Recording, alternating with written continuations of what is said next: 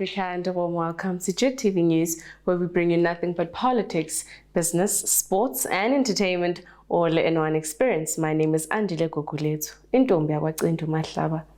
Now let us take a look at your headlines for today. Zimbabwe starts stockpiling lithium. Churches in Zimbabwe implored to help in drug abuse fight.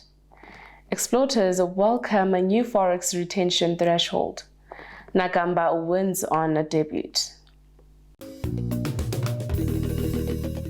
Zimbabwe has more to do than burning export of lithium and other ores, but now has to develop towards transforming ores into domestic semi and finished products, President Mnangagwa said.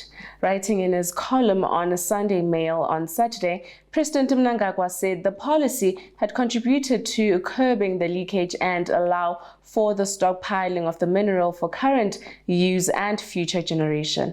He further added that this is not enough to burn raw minerals, rather ores. They must begin to apply themselves towards building industrial processes and structures which transform those ores into semi-finished to finished products in Zimbabwe.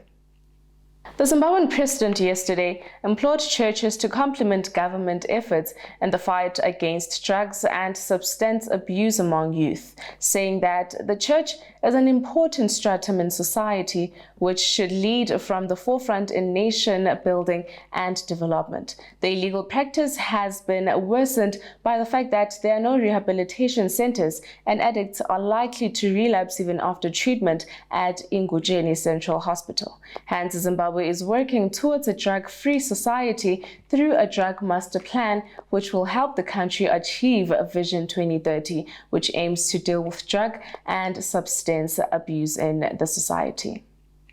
On to the African news now. Pope Francis on Saturday met South Sudanese children displaced by conflict and heard of the hardships of their lives in camps, telling them they would build a better future for the world's newest country by replacing ethnic hatred with forgiveness. Extreme poverty and hunger are life across the country, with two-thirds of the population needing humanitarian assistance as a result of conflict, as well as 3 years of catastrophic floods. Francis said hope for South Sudan's future rests in children from different ethnic groups who have suffered and are still suffering.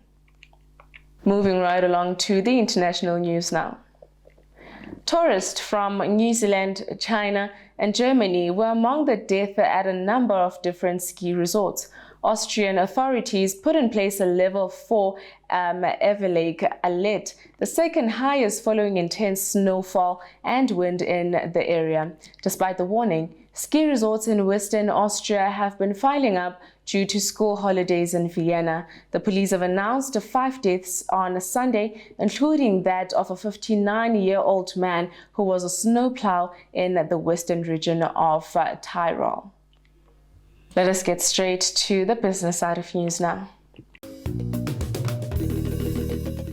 The Reserve Bank of Zimbabwe says it will continue to mint more gold coins provided there's a demand from the market, following the bullion coin's positive contribution to efforts aimed at taming inflation and stabilizing the exchange rate.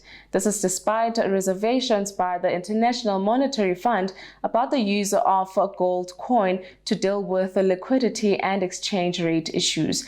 The RBZ has sold a total of 25,188 gold coins worth $20 billion as January 13, 2023. But analysts says the introduction of smaller coins has also helped the country's economy and will drive productive sector activity. Banker Raymond Ncube said the gold coins have been effective in stabilizing the exchange market.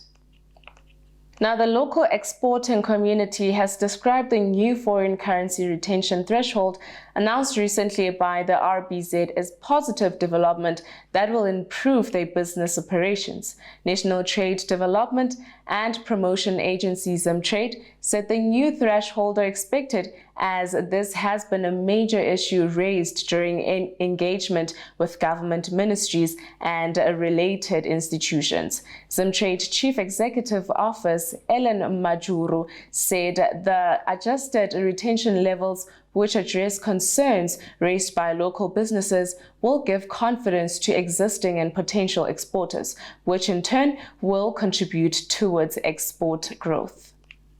Moving on to your financial indicators for today.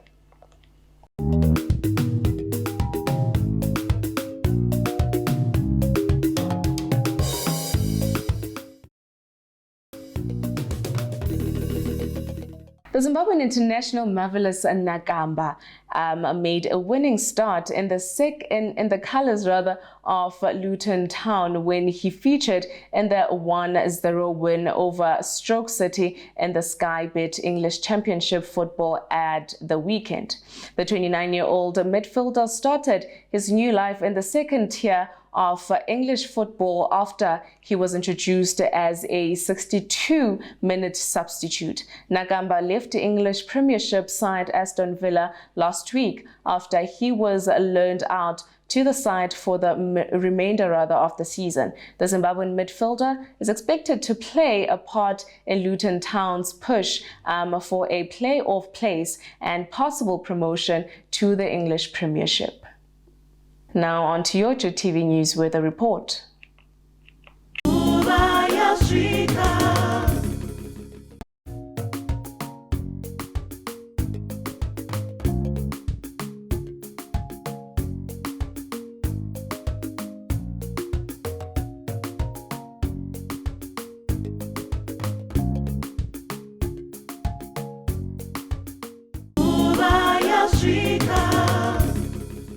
And that is all from me to you. A huge thank you for joining me tonight. As always, kindly please comment and follow us on all our social media platforms at Facebook, Twitter, and Instagram, or rather go to our website at www.JIT-TVzw. Signing out, it is Andile Gugulethu, Intombi yakwaCindu Mahlaba.